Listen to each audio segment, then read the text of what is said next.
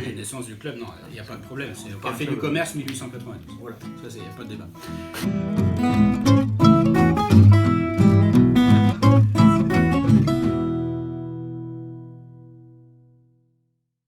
Ça devait être du mai 2006 à mon avis. Je me retrouve dans une période de chômage et je cherche un club dans le quartier. Mais j'habite autour du stade de toute façon. Ouais. Et j'avais en tête ce petit club que j'avais connu quand je jouais avant à Rezé et tout ça. Et je me disais mais il est pas loin, il était plutôt sympa. Je me souvenais que le stade était super cool. Ouais. Alors j'essaye de trouver plus de Vélosport nantais sur le site de la Fédération française de rugby, plus de Vélosport nantais dans l'annuaire de la mairie de Nantes, plus rien du tout. Je commence à me demander si j'ai pas rêvé, si le club a vraiment existé. Et en fait, je tombe sur un vieux site, impossible de trouver le nom, qui recense plus ou moins les clubs de rugby, mais un site qui paraît un peu à l'abandon, et il y a quand même un numéro de téléphone. Donc j'appelle, et je tombe sur Martine. Et je lui explique ma problématique, elle me laisse parler, puis elle me dit, il n'y a plus de club. Hein. Elle me dit, ouais, il y a quelques années, on n'avait plus de bénévoles, le club est mort, faute d'énergie, tout ça. Je dis, bon, un peu déçu quand même, je dis, en fait, il n'y a plus qu'un club à Nantes, quoi, en tant que tel.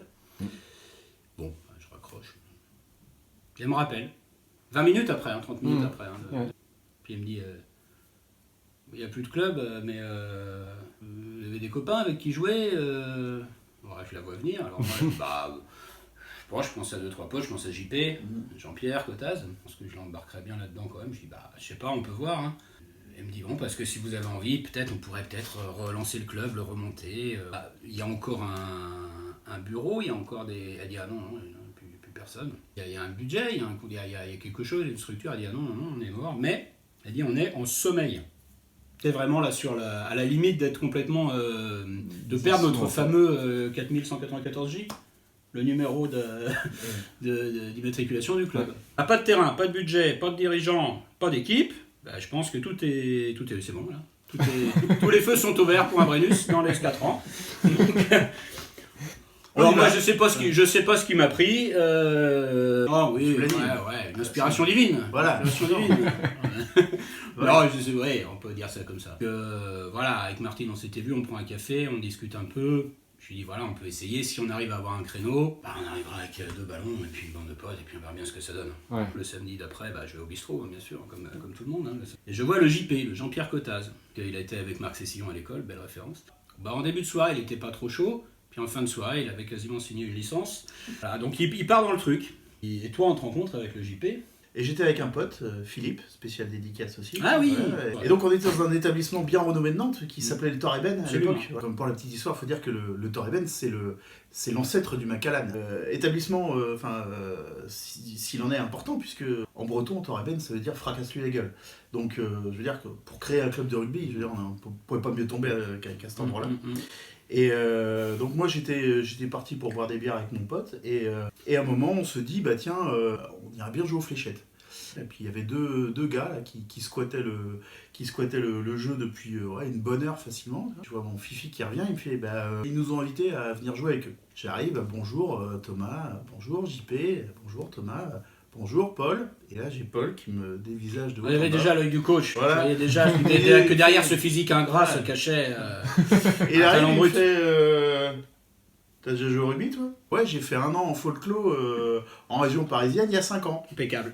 Capitaine, le CV le plus capé de tous les joueurs. Le CV idéal. Il avait sorti l'argumentaire. Il avait sorti l'argumentaire de vente quoi. Et je remonte un club centenaire, le Vélosport nantais. J'avais entendu parler de ce nom mais des dizaines et des dizaines d'années avant.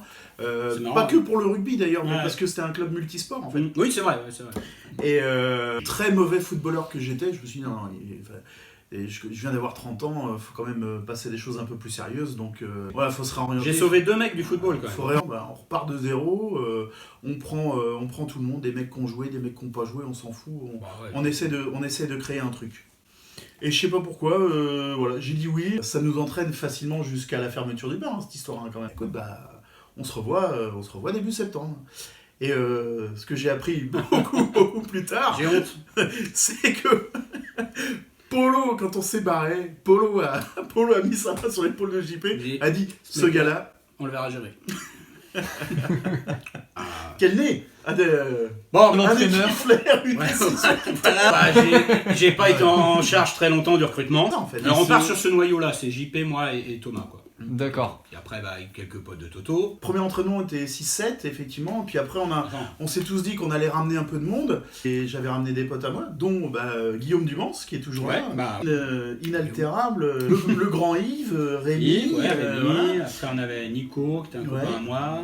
Et bon an, mal an, toute cette première année où on fait que des entraînements, on est une douzaine. Et aux entraînements, je crois qu'on est jamais moins de 10.